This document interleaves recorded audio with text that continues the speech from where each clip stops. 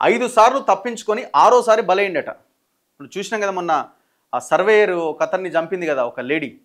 పెళ్లి చేసుకున్న నెల రోజులకే ప్రియుడితో కలిసి తల్లితో కలిసి చంపేసింది.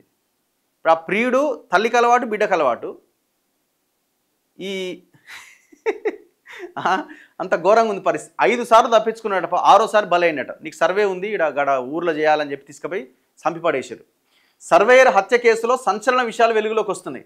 భర్త తేజేశ్వర్ బైక్కు జీపీఎస్ ట్రాకర్ అమర్చిందట ఐశ్వర్య.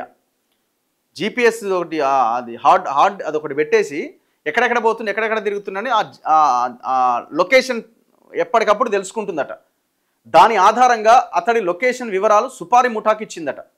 ఇప్పటికే పోలీసుల అదుపులో 8 మంది నిందితులు 3 ప్రత్యేక బృందాలతో దర్యాప్తు చేస్తున్నారట. ఇది ఏమనాలిగా ఎంత ఇప్పుడు వాడిని నువ్వు వద్దురనాయన నాకు ప్రియుడు ఉన్నాడు అని చెప్పి వదిలేసి వెళ్ళిపోయినా తల్లి బిడ్డ ఇద్దరు కలిసి వాళ్ళని చూసుకోవచ్చు, ఏమన్నా చేసుకోవచ్చు. అన్యాయంగా వాడు ప్రాణం తీసిరు కదా, ఎంత ఘోరం చూడండి ఇది. మళ్ళీ పెళ్ళై ఎన్ని రోజులు అంటే నెలే. ఈ అబ్బాయి పాపం. తెలుగు రాష్ట్రాల్లో సంచలనం సృష్టించిన నవవరుడి హత్య కేసులో సంచలన విషయాలు వెలుగులోకి వస్తున్నాయి. విశ్వసనీయ వర్గాల సమాచారం ప్రకారం ప్రియుడిపైన మోజుతో తన భర్త తేజేశ్వర్ను చంపడానికి సిద్ధమైన ఐశ్వర్య అతడి బైకుకు జీపీఎస్ ట్రాకర్ని ఏర్పాటు చేసిందట. దాని ఆధారంగా అతడి లొకేషన్ వివరాలు సుపారీ ముఠాకు అందజేసిందట. అంతేకాదు పెళ్లైన నెల రోజుల వ్యవధిలో 5 సార్లు వారి హత్యాయత్నాల నుంచి తప్పించుకున్న తేజేశ్వర్ 6ఓసారి ప్రాణాలు కోల్పోయిందట.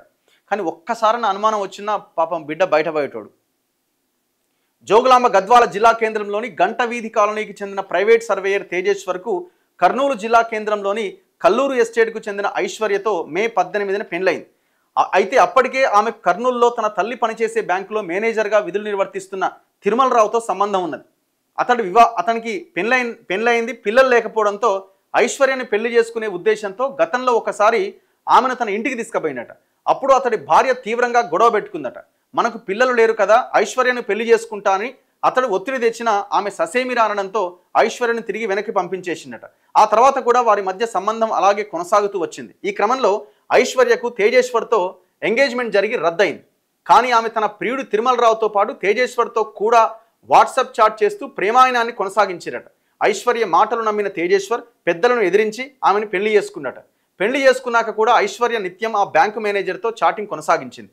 ఎలాగైనా తేజేశ్వర్ను వదిలించుకొని నీ దగ్గరకు వచ్చేస్తా అని బ్యాంకు మేనేజర్కు ప్రాధేయపడిందని సమాచారం.